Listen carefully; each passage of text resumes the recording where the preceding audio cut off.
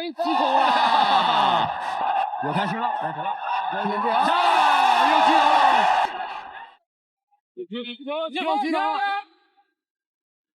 这一下这样应该被讲过。他是暴揍日本选手最狠的中国实力猛将，不管是日本冠军，还是日本拳坛鼎鼎大名的实力王者，只要遇见他，统统被揍的人仰马翻，昏死擂台。犀利的拳法和恐怖扫踢让他在世界拳坛打出了赫赫威名。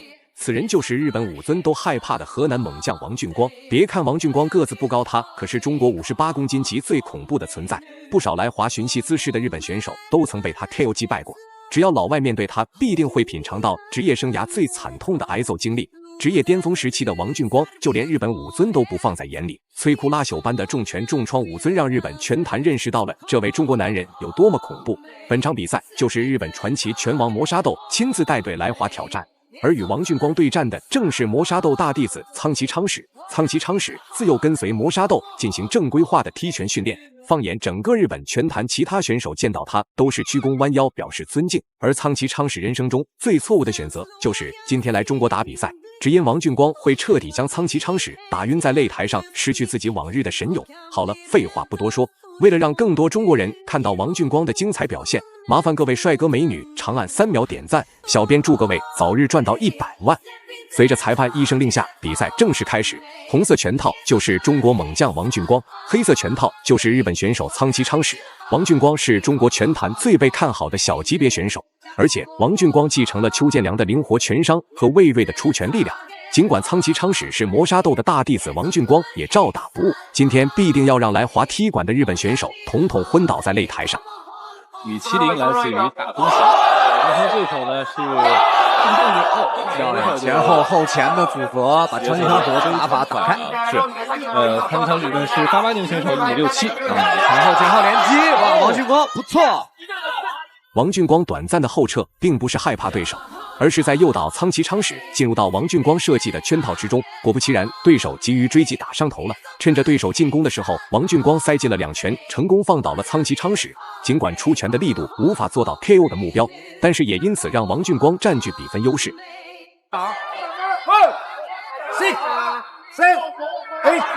对方这个补了一次发以后，在心态上会有一个比较压力的变。王俊光本来是一个打得比较犀利的对手，上来之后充分展示了这个状态，非常凌厉上来，这回找对地方了啊！2拳非常激烈，进攻，双方的对拼拳。王俊光深知自己的击倒动作彻底激怒了对手，此时如果盲目的跟苍崎昌史拼拳换脚，这是特别危险的事情。所以说，王俊光是一位用脑子打拳的选手，开始进行迂回拉扯，就是要在苍崎昌史发起猛攻的同时，打出精准重拳将其击倒。相比较起来，王俊光一旦发力，日本选手根本无法抗衡，差点摔倒在地。到迷离了，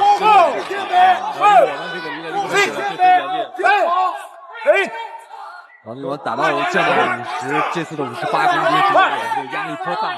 好，继续来，打斧，继续来，继续，看能不能打穿对方防守。刚需。王俊光不愧是拥有日本克星称号的男人，只用短短1回合就将磨砂豆大弟子苍崎昌史斩于马下。当然，台下的磨砂豆看到眼前的这一幕，脸色特别难看尴尬。谁也没想到，今天在中国的首次中日对抗赛会出现这个结果。当然，这可是王俊光名副其实的 KO 对手拿下胜利。磨砂豆就算再尴尬，也只能坦然接受这个现实。就像刚才王一博老师说的，这个王俊光也实现了自己对自己的承诺。哎，没错，终于找到了新的机会的 KO 一位日本选手，相信各位观众还觉得不过瘾。又有一位日本选手不怕死来华，指名挑战王俊光，他就是绰号日本最耐打的实力王者吉田晃。要说这家伙最引以为傲的地方，就是他结实耐打的身体。而他本次来华挑战的目的很简单，就是要彻底击溃王俊光，来为日本前辈苍崎昌史报仇雪恨。到底王俊光能否战胜日本选手，稳住自己的连胜战绩呢？让我们直接去看比赛。相比较起来，吉田晃的确要比苍崎昌史更加灵活抗揍，来回的小碎步就是为了迷惑王俊光的进攻视线。不过王俊光可是名副其实的日本克星，顾名思义，就没有王俊光打不倒的日本人。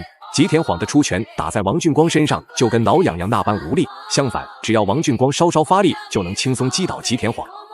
下段肘握啊，就是日本典型的这种本土技术。王俊光本次呢也是观看了好多这个日本新 K1 比赛的这个视频，模仿日本选手的这种粘着性打法，他希望用这个一样的方式来克制对方。是，这叫以彼之道还彼之身啊。王俊光呢在场上呢也是非常生龙活虎的一位选手。没错，找到机会定点输出非常强悍。王俊光呢梦想呢是希望可以有机会参加新 K1 55公斤级的8人战，目前是57.5。是。吉田晃胆子实在太大了，居然用脑袋去接王俊光的拳头。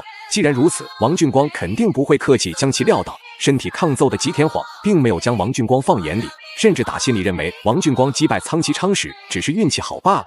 今天只要自己稳住比赛节奏，肯定不会让中国人看到 KO 日本选手的戏码。对，这个还是非常可怕的。这个选手就是一个重击型的选手，并不打算在场上以点数或者规则来赢下比赛，就是希望终结对方。而现在呢，这个从他这个场上状态来看呢，也是在这个找机会。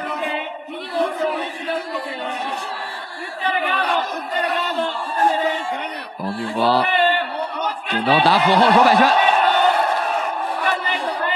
我看吉田晃在打的时候，这个每出几拳会做。看着王俊光的架势，显然不想跟吉田晃浪费比赛时间，频繁的猛攻吉田晃内围，就是为了尽快结束战斗，回到休息室。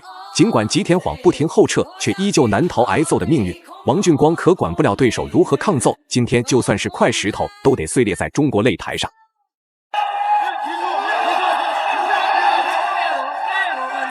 吉田晃选择的是用直拳的方式来跟王俊光进行对攻，这样的话会增加自己的速度，而减少这个腰力的损耗。好，只能攻一下，这个反背拳。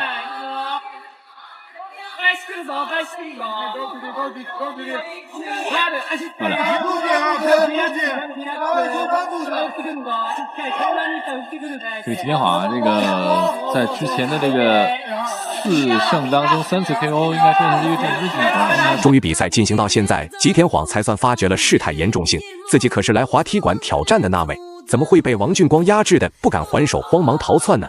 奈何王俊光此刻已经完全打上头了，凶猛的拳脚和扫踢彻底压制了吉田晃，拿捏比赛主导权。而且呢，这个我们的印象当中的王俊光其实就是应该是这种很嚣张、打法非常凶悍的这种选手。但是其实王俊光啊，在场上和场下是完全两个人。没错，场下的这个略带一丝羞涩和腼腆的这个一个大男孩，很内敛的一个小孩。是，所以说有的时候那个，我觉得这个选手啊，他人生当中的能量啊，都积蓄在场上了。没错，我们看王俊光第一回合表现的不错。比赛来到第2回合，吉田晃终于学会了还手。如果再让王俊光暴揍下去，自己的防御迟早被攻破。很显然，王俊光今天就不想让吉田晃安稳站在擂台上，再次打出凶猛组合拳，与吉田晃硬刚到底。比赛在此刻就此完全进入白热化阶段。擂台上的2位选手谁也不服，谁你一拳我一拳，引爆了全场观众的情绪。